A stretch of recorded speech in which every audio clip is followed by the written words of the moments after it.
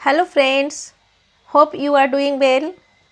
आज हम लोग पढ़ने वाले हैं पतंग और डोरी। पतंग को हम लोग पूरे साल आसमान में उड़ाते हैं, पर कुछ ऐसे खास महीने हैं जिनमें पतंग ज़्यादा तौर पर उड़ाई जाती है। क्या आपको पता है?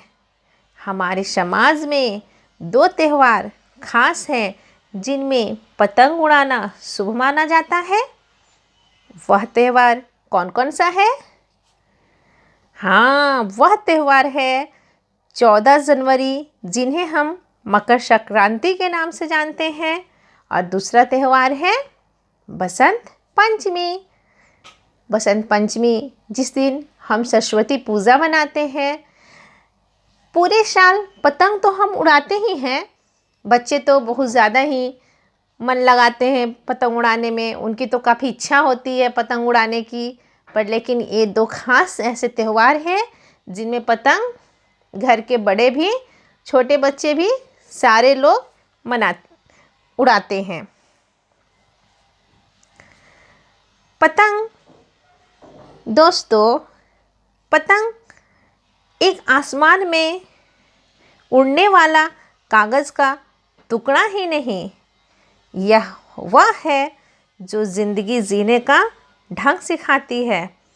पतंग अपने सतरंगी रंगों से जीवन के संपूर्ण रंग बताती है, पर वह भूल जाती है कि बिना डोरी के पतंग उड़ नहीं सकता।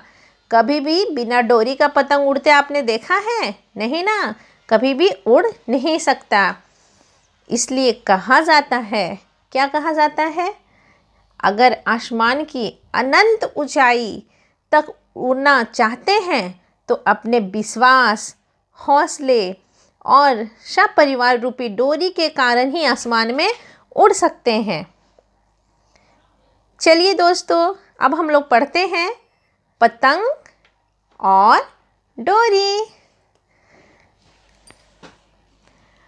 आसमान की रानी हूँ मैं, घूम घूम कर कहे पतंग। पतंग क्या कहती दोस्तों? पतंग कह रही है कि आसमान की क्या हूँ मैं? रानी हूँ। वह क्या बोल रही है? जब वो घूम रही है, आसमान में उड़ रही है, तो वो कह रही है कि आसमान की रानी हूँ मैं, घूम घूम कर कहे पतंग। क्या कह रही है पतंग? घूम घूम कर यही बात कह रही है कि आसमान की मैं क्या हूँ? रानी हूँ। डोरी तुझको सैर कराऊं, झूम झूम कर कहे पतंग। पतंग क्या कह रही है दोस्तों? पतंग कह रही है कि डोरी, मैं ही तुझे सैर करवाती हूँ, क्योंकि आसमान की रानी तो मैं हूँ और मैं ही तुम्हें आसमान में सैर करवाती हूँ। डोरी को कह रही है। तो डोरी क्या बोलती है, अब ये हम लोग जानते हैं। मैं डोरी ही तुझे उड़ाऊं, भूल न जाना अरी पतंग। क्या बोल रही है डोरी? कि तुम भूल जा रही हो। क्या भूल रही है पतंग? बताओ दोस्तों। हाँ, पतंग ये भूल रही है कि ठीक है, तुम आसमान की तो रानी हो, पर लेकिन तुम्हें कौन उड़ाता है? मैं उड़ाती हूँ। और पतंग क्या कह रही है? पतंग कह रही है कि नहीं, मैं हूँ आसमान की रानी हूँ और तुझे मैं सैर करवाती हूँ। किसको? डोरी को। पर कभी डोरी और पतंग एक दूसरे के बिना आसमान में उड़ सकते हैं दोस्तों? नहीं, कभी भी नहीं उड़ सकते।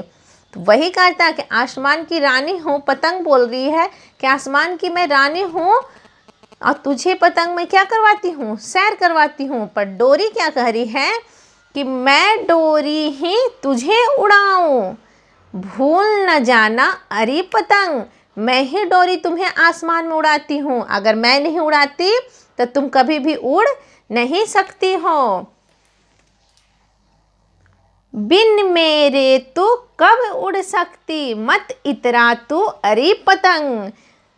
डोरी क्या करे कि इतना मत उतरा पतंग, बिल्कुल मत इतरा। इतरा, इतराने का मतलब क्या होता है दोस्तों? इतरा, इतराना एक शब्दार्थ है। इतरा का मतलब क्या हुआ? इतराना, घमंड करना। यहाँ पे पतंग को क्या हो गया है? घमंड हो गया है। कैसा घमंड हो गया है? कि मैं तो आसमान की रानी हूँ, है ना, और डोरी तुझे मैं ही सैर करवाती हूँ। पर डोरी क्या कह रही है कि तुम्हारा गलतफहमी है, मैं ही, अगर मैं न रहूँ तो तुम कभी आसमान में उड़ नहीं सकती हो, इसलिए इतना मत इतरा। अब देखो, अब दोनों तो झगड़ा करने लगा, तो अब कोई तीसरा तो चाहिए समझाने के लिए। अब तीसरा कौन आता है? चलो देखते हैं। मत झगड़ो यूं आपस में तुम, चुनमुन बोला सुनो पतंग। चुनमुन क्या बोल रहा है? चुनमुन, चुनमुन क्या बोल रहा है कि मत झगड़ो। क्या मत करो? झगड़ो मत आपस में। क्यों? क्योंकि देखो बता रहा है, चुनमुन बोल रहा है कि मत झगड़ो, बिल्कुल मत झगड़ो, क्योंकि एक दूजे के बिना अधूरे, खाली खाली डोर पतंग। क्या है दोस्तों? तुम लोग दोनों एक दूसरे के बिना क्या हो? अधूरे हो। यदि डोर ना हो तो पतंग कभी नहीं उड़ सकती, और यदि पतंग हो सिर्फ तो डोरी के बिना कभी नहीं उड़ सकती, है ना। और जब अगर डोरी हो तो डोरी का कोई काम नहीं है, क्योंकि वो आसमान में पतंग के बिना नहीं उड़ सकती। दोनों एक दूसरे से क्या हैं? बने हुए हैं। दोनों एक दूसरे के बिना क्या हैं? अधूरे हैं। यहाँ फिर से शब्दार्थ दिया हुआ है, एक दूजे। एक दूजे का मतलब होता है एक दूसरे के लिए बने हो। क्या है? एक दूसरे के लिए। एक दूसरे का मतलब एक दूसरे के लिए। तीसरा क्या शब्दार्थ दिया हुआ है? अधूरे। अधूरे का मतलब क्या होता है? जो पूरे ना हो। अधूरे का मतलब क्या होता है दोस्तों? जो पूरे ना हो। मतलब एक दूसरे का मतलब हुआ क्या? एक दूसरे के लिए। और अधूरे का मतलब क्या हो गया? जो पूरा ना हो। तो यहाँ पे हुआ ना कि एक दूसरे के बिना तुम लोग क्या हो? अधूरे हो। कौन अधूरा है? डोर और पतंग अधूरा है। हवा उड़ाए तुम दोनों को, सुन री डोरी सुनो पतंग। क्या कह रहा है चुनमुन? चुनमुन कह रहा है कि गलत बोल रहे हो डोरी, कि मैं तुम्हें ऊपर ले जाती हूँ, और पतंग क्या बोल रहा है कि मैं आसमान की रानी हूँ। पर तुम लोग दोनों को उड़ाने में किसी और का भी साथ होता है। वो कौन होता है? हवा का। क्योंकि अगर हवा नहीं चलेगा आसमान में, अगर हवा नहीं चलेगा चारों ओर, तो कैसे डोर और पतंग उड़ेंगे? तो वही कह रहा है कि हवा उड़ाए तुम दोनों को, सुन रे डोरी सुनो पतंग। अंबर में ना चले हवा तो, कब उड़ पाए डोर पतंग। क्वेश्चन उठता है ना कि यदि हवा नहीं चलेगा कहाँ? अंबर में। अंबर मतलब आसमान। अंबर मतलब आसमान। अगर आसमान में नहीं चलेगा हवा तो कैसे उड़ोगे? डोर और पतंग दोनों एक दूसरे के बिना। क्वेश्चन उठा? जी हाँ। अब चुनमुन क्या समझाता दोस्तों? चुनमुन ने समझाया उनको। किनको समझाया? बताइए। यस, पतंग और डोरी को। क्या समझाया? कि दोनों एक दूसरे के बिना क्या हो? अधूरे हो।